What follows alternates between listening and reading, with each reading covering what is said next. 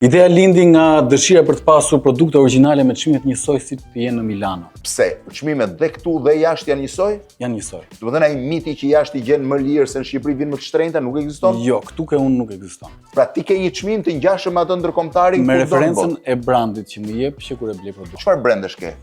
Kryesisht Dolce Gabbana, D-Squared, Moose Knuckles, Fendi, Valentino.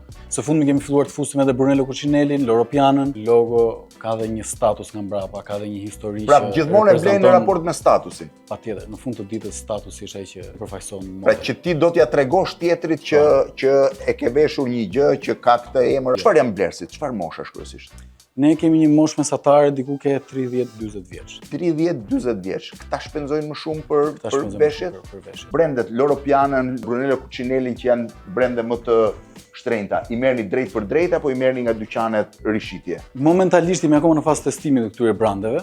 Shive tani çfarë cilësie ka këtu. Kualiteti është. Edhe kjo është komplet një bluzë diskrete, nuk tregon askund, as emër, as gjë.